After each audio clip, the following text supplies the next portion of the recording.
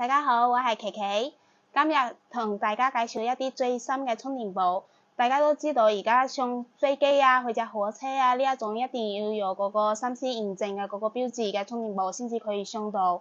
但而家仲出咗一個新嘅規定，就係你上飛機嗰個充電寶一定要有個二維碼嗰個掃出嚟，然後知道呢個充電寶係有冇3C 認證嘅，先至可以上到。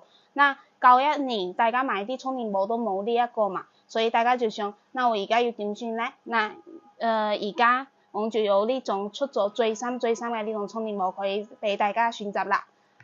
大家睇下，呢個係而家最薄嘅一個款式，佢係5000毫安嘅。你平時出街啊、旅行啊，只要用一次就急用的，那就可以選擇呢一隻。呢隻係薄薄地，好薄一個款式，揸喺手裏邊都比較輕便一啲。然後3C 標誌啊，然後仲有個頭先講嘅嗰個二維碼嗰個標誌，你用手機掃就可以知道呢個充電寶嘅所有嘅信息。上飛機、火車啊，或者出國旅行啊，都係冇問題嘅。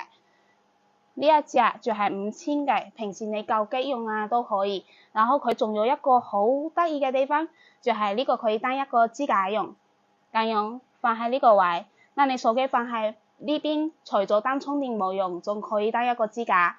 然後除咗磁吸呢個功能，佢仲有一個可以有線嘅呢個功能，就你呢個咁樣掹出嚟。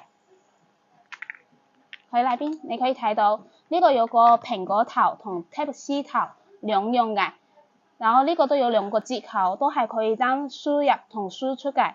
你呢個蘋果可以插喺呢邊，那呢個就可以插安卓機用，或者係最新嘅蘋果嗰個手機都可以。那你如果係蘋果頭，你就插呢一邊，兩用嘅好方便。佢裏邊呢隻就係有3個色，都好靚嘅。今年新出嘅色，3隻，呢個係5000毫安嘅，就你平時用一次都冇問題嘅。然後仲有一隻係呢一種，呢個灰色比較睇咗都好得意、好高級嘅一個充電寶，佢都係3C 認證，然後同頭先呢個二維碼都有晒嘅，好靚嘅呢一隻。那除咗5000嘅，平時大家用得比較薄，想要比較薄一啲嘅，就係頭先介紹嘅呢幾隻咯。那大家都講，那我唔想要5000嘅，我想要低一啲啲嘅，1萬嘅都有。呢一個同呢3個就係1萬嘅。呢種就係最經典嘅嗰種充電寶，你平時唔使嗰種磁吸嘅，有啲手機係冇磁吸嗰個功能嘛，那你就可以拿呢一隻。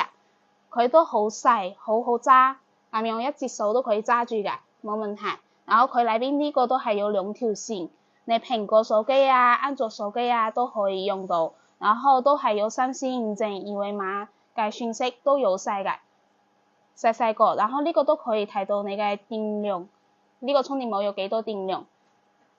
然後如果要磁吸嘅嗰種都有呢一隻，呢個就1萬，然後手機放喺呢邊當磁吸用啊。然後佢就係有呢種有線嘅啊，掹出嚟都可以用嘅。呢個係思考線，自己插上去就可以用啦。要帶線要帶磁吸就比較方便啲。頭先一直有同大家講二維碼信息呢一個，就係而家新出嘅規定呢一個嘛。那我直接試咗俾大家睇下，佢裏邊所有嘅產品信息啊，全部都有晒喺呢裏邊。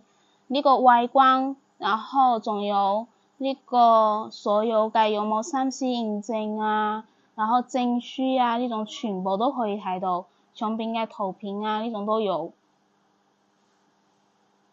就而家呢種係最直接、最直接可以睇到你呢個相片係唔係真嘅3C嘅，就大家用得都比較安全啲、放心啲咯。而家呢種講啱咁好，那肯定要比較好啲嘅價錢俾大家咯。呢種5000嘅充電寶係呢個價錢，5000嘅充電寶，然後那1萬嘅呢兩個冇磁吸嘅藍色同黑色有2個顏色嘅呢一隻都係呢個價錢。那仲有一個就頭先講有磁吸，有充電2合1功能嘅呢一隻，有氣膠嘅呢一隻靚仔啲嘅呢個充電寶係呢個價錢。那除咗充電寶，那而家大家最用到嘅就係 WiFi。WiFi 呢種嘢就一般都係屋企啊呢種用，但係你出街去隻旅行要揾到一個有 WiFi 嘅地方就比較困難啲，所以我就有呢一個 WiFi 蛋。呢個係同以前嗰種 WiFi 蛋唔一樣，呢個係有2個天線嘅，佢接收嘅功能就比較強啲，範圍會再強好多。最主要係呢個比以前嗰種 WiFi 蛋出咗最新嘅係一個咩呢？大家睇呢個寫咗 WiFi 6，最新最快速嘅一個慢速啊呢種佢都係做得到嘅。然後佢最主要係有一個功能，就你插張 SIM 卡之後，佢可以同時俾到32部設備哦，好快嘅一個，然後範圍要大，功能要多。你平時用咗 WiFi 蛋，佢就喺屋企用都冇問題。佢可以咁樣，你插住電用，你把呢個天線放下嚟，佢就當一個隨身帶住嘅一個 WiFi 蛋。那如果你打開有個天線，然後你喺屋企用，你就插住電用，佢可以插電用嘅。呢個 C 口最簡單嘅一個接口，你插咗 C 口用都可以。那插住電用，打開天線，放喺屋企用，把佢當一個路由器用都冇問題。最簡單嘅一個，就兩樣咯，比以前嘅 WiFi 蛋仲多咗一個功能，就佢可以當路由器，然後仲係 WiFi 6嘅一個呢個最快速嘅一個 WiFi。那而家咁好嘅一個功能嘅 WiFi 蛋係幾多錢呢？肯定係要比大家平啲啦，係呢個價錢。那今日嘅介紹就係到呢邊啦，視頻結束啦。那大家如果睇到有咩中意嘅呀，或者有啱嘅呀，你都可以加咗我微信嚟問下我，或者直接嚟揾我都可以。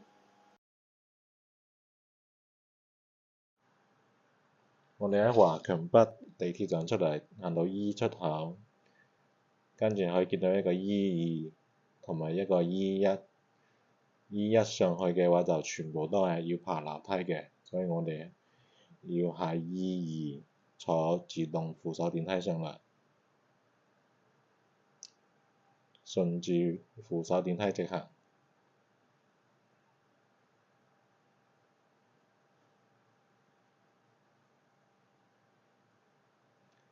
跟住轉左繼續直行，就見到第2個扶手電梯。